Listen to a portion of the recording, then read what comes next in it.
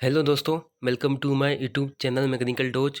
तो recently HPCL ने जो डिफरेंट पोस्ट के लिए स्किल टेस्ट कराया था for the post of operation technician and maintenance technician for different branches.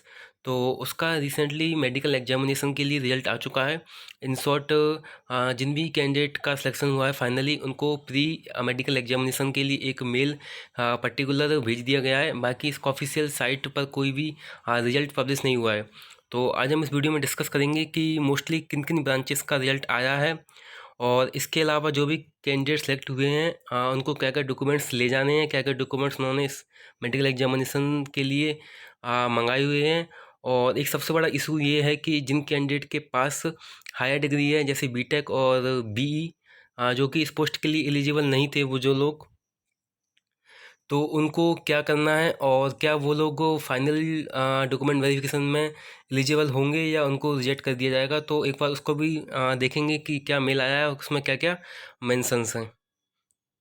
तो जो भी कैंडिडेट शॉर्टलिस्ट हुए हैं फाइनल सिलेक्शन के लिए और मेडिकल एग्जामिनेशन के लिए, तो उनको इस टाइप का एक मेल आया हुआ है एचपीसीएल की तरफ से। तो ये मेल जो है रिसेंटली रात में आया हुआ है 9 से 11 के बीच में। तो जो भी कैंडिडेट अभी तक मेल चेक नहीं किए हैं वो एक बार चेक कर सकते हैं। आप एक बार स्पैम में भी जाके मेल चेक करें, कभी कभी स्पैम में भी आपको मेल आ जाता है। बाकी एक बार देख लेते हैं कि मेल में क्या क्या मेंशंस हैं। So you can see that, dear candidate, season's greeting from the team HPCL Visakhapatnam Refinery. This has reference to your application against the open advertisement for requirement of technicians at Visakhapatnam Refinery and subsequent computer-based test and skill test conducted in August and September, respectively.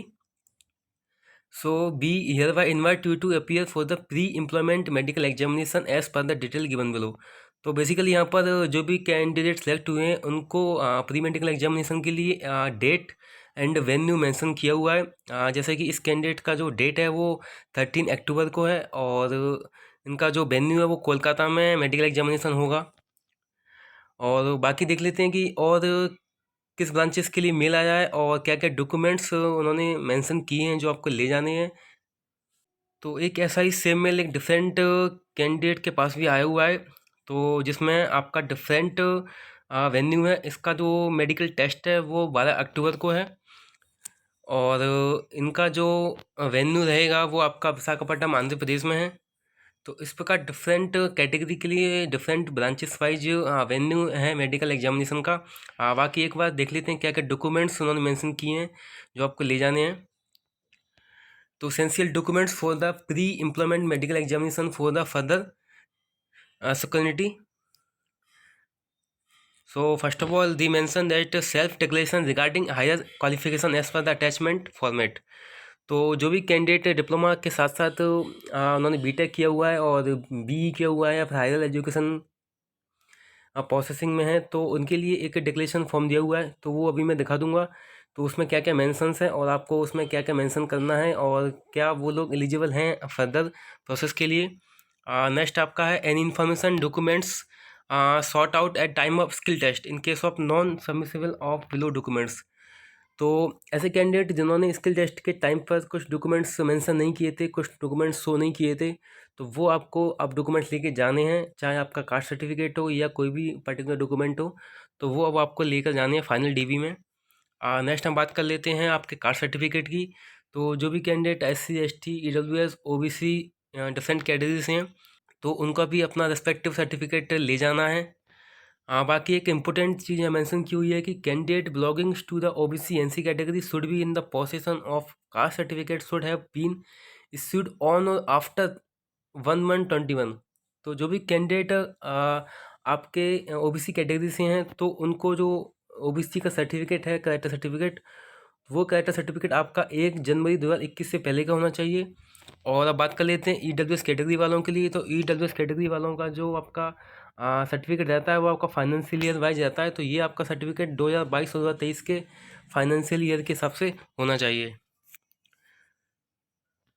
Next आपका इसमें मांगा गया है CGPA conversation certificate. तो ये आपको basically diploma या फिर डिग्री की सर्टिफिकेट के पीछे आपको मिल जाएगा, जिसमें आप 10 का मल्टीप्लाई या 9.5 रेस्पेक्टिव आपका जो भी यूनिवर्सिटी है उसके हिसाब से आपका जो भी फार्मूला होता है वो आपको मिल जाएगा, उसकी आप कॉपी ले आ सकते हैं। नेक्स्ट आपका फाइनल डिप्लोमा और क्वालिफाइंग डिग्री सर्टिफिकेट, जो भी आपका प्रोविजनल डिग्री होती है फाइनल, वो आपको लेके जाना है। देन आप यदि किसी पीएसयू में या किसी गवर्नमेंट एम्प्लॉय हैं तो आपको उसके लिए एनओसी आपको वहाँ से लेकर जाना है फॉर द मेडिकल एग्जामिनेशन। आप किसी भी पीएसयू में हैं, आप किसी भी कौसी स्टेट गवर्नमेंट डिपार्टमेंट में हैं या फिर आप गवर्नमेंट डिपार्टमेंट में हैं। Then last and most important point for the lab analyst and junior fire and safety inspector, तो आपको एक फुल टाइम कोर्स का आपको एक सर्टिफिकेट प्रूफ ले जाना है, जिसमें आपको मेंशन हो कि आपने जो भी क्वालिफाइंग डिग्री या डिप्लोमा किया है वो आपको फुल टाइम है। और इसके अलावा आपको 2 पासपोर्ट साइज़ के फ़ोटोज़ ले जाने हैं। तो ये सारे डॉक्यूमेंट्स आपको वहाँ ले जाने हैं और आपको ओरिजिनल प्लस मैं कहूँगा कि आपको सारे डॉक्यूमेंट्स की 2-2 3-3 कॉपीज़ आपको लेकर जाना है, जिससे आपको वहाँ कोई भी प्रॉब्लम ना आए। इसके अलावा हम देख लेते हैं कि डिक्लेरेशन सर्टिफिकेट में क्या मेंशन करना है और क्या वो है डिक्लेरेशन सर्टिफिकेट। तो जो भी कैंडिडेट सेलेक्ट हुए हैं उनके पास एक डिक्लेरेशन सर्टिफिकेट आया है regarding for the higher education qualification, जिसका सब्जेक्ट है self declaration on the higher qualification for B tech or AMI, जिसमें आपको बेसिकली मेंशन करना है आपका नाम, जो भी आपका नाम है, उसके बाद एप्लीकेशन नंबर क्या था और आपने किस पोस्ट के लिए और किस पोजीशन के लिए अप्लाई किया था। और इसमें लिखा हुआ है कि with reference to the clause number A4 of HPCL Visakha refinery advertisement dated this for the requirement of technician I hereby confirm that I have not possessed at higher qualification that is B tech or AMI either full time part time or distance mode. तो इसमें साफ साफ mention है कि यदि आपके पास full time part time या डिस्टेंस मोड किसी भी तरीके से आपके पास कोई भी बी टेक या AMI से क्यों या आपके पास हायर डिग्री है तो आप एलिजिबल नहीं हैं और आप एक खुद डिक्लेयर करेंगे अपने द्वारा। और बाद में यदि आप हाइड करते हैं या बाद में आपके द्वारा डिक्लेयर करने के बाद यदि ये आपका डिस्क्लोज हो जाता है कि आपके पास हायर एजुकेशन क्वालिफिकेशन है तो मे बी ये आपको टर्मिनेट कर सकते हैं या फिर आपको कुछ टाइम के बाद सस्पेंड भी कर सकते हैं। तो ये थोड़ा आपको ध्यान रखना है जो भी कैंडिडेट्स के पास हायर डिग्री है। And last, I am fully aware that suppression of information regarding the possession of higher qualification shall render me ineligible for the consideration at any stage of selection and termination at any time during the employment। तो ये काफ़ी important है उन लोगों के लिए जो कि बी टेक वाले हैं। तो भाई एक बार आप देख लीजिए कि कैसे आपको हैंडल करना है सिचुएशन को। बाकी आपको आपके signature name application number and position आपको फिल करना है और उसके बाद आपको वहाँ शो करना है। तो ये थोड़ा सा एक मामला गंभीर हो जाता है उन कैंडिडेट के लिए जिनके पास बी टेक है। बाकी मैं ये कहूँगा कि आप हाइड कर सकते हैं, काफ़ी कैंडिडेट ऐसे हैं जो कि हाइड करके जॉब कर रहे हैं और कोई प्रॉब्लम नहीं आई है। तो ये आप पे डिपेंड करता है कि आपको हाइड करना है या जो भी आपके पास ऑप्शन है उस हिसाब से आप देख सकते हैं। और बाकी यदि मेरे पास कोई अपडेट आता है इलेक्ट्रॉनिक्स के लिए एंड इंस्ट्रूमेंटेशन ब्रांचेस के लिए तो मैं आपको अपडेट करूँगा। बाकी वीडियो अच्छी लगी तो लाइक करें, सब्सक्राइब करें for new update and thanks for watching.